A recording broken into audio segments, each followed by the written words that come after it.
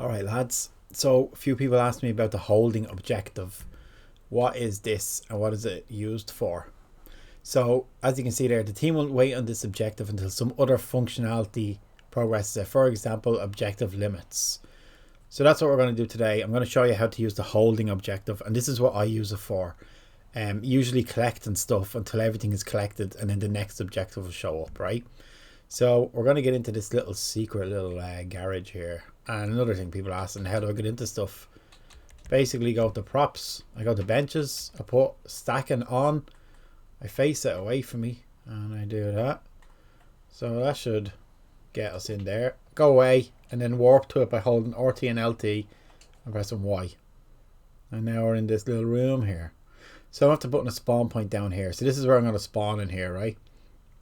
And I'm going to throw two interactables on the ground, okay? So I'm going to go interactable 1. We're going to go, what do we do? We can do an invisible object, doesn't really matter, but I'm going to do car keys, right? So I'll throw some car keys here, maybe. And we'll do the interaction type is that. I don't like where he's going there, so I'm just going to spin him around a little bit like that. So now he's picking that up, right? That's fine. We're going to throw another one on the ground. Let's say a swipe card. So we need to pick that up as well. So which way is he picking this up? It doesn't even show him picking it up. Oh, sorry, interaction consequences, isn't it? Oh, I should type there. Right, generic grab. We'll go right hand. Okay. And we need to spin this around as well. So there we go. We have two things on the ground. Okay. And if I do this, if I put, let me just get out of here for a sec. If I put a go-to location, like the basic default location on, if I do this, I'll just put it here. There we go. No valid locations. So there. So we have a thing here, and then we have two interactables. What I want to do is to say basically get two interactables before we can progress the mission, right? That's what I want to do. I'm just going to get rid of this bench because it's in my way. Alright, so we'll test the mission and you'll see what happens. It won't say anything about the interactables at all. It'll just say go to the location.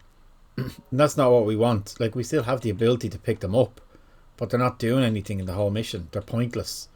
I want to say, like, basically pick up these two things and then go to the location. Because they're not objects, that's not going to work. So that's what the holding objective is about. Alright, so we're going to put a holding objective in here like this. And you can see you can't really place it anywhere. You can't do anything with it. But we want to put this up here first, right? Now still, if I test the mission, it'll be the exact same because the holding objective isn't doing anything. It's just sitting there and immediately we pass it. Or we can't do anything because it's not assigned to anything. So we can't even go to the next thing, right? If I pick up these two things here, the location won't even pop up because they're not doing anything. That's what we want to do. We want to say pick up both of these and then go to location. But it's fact because, yeah, it's not doing anything. So this is where it gets a little bit confusing, but bear with me for a sec, right? So I'm going to say the holding objective has objective limits and it has mission flag limits of 1 and 2 because we've got two interactables we want to pick up before this this ends, basically, right? I hate this timer. I wish the default was 0. Don't need a timer. All right, now you can see we have two flags here, but they're not set anywhere. So you guessed it, we're going to set these on our interactables or whatever they're called, interactables. So car keys is going to be interaction consequences and set it when it's complete to 1. So that's fine.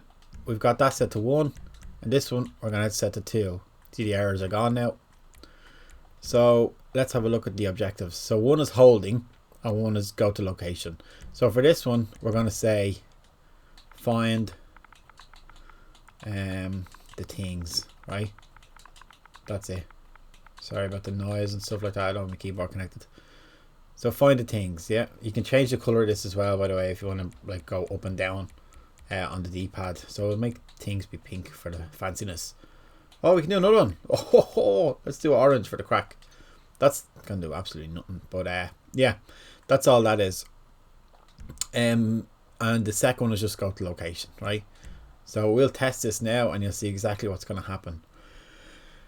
So you can see that the location is not showing up, right? Because we're on objective 1 holding, okay?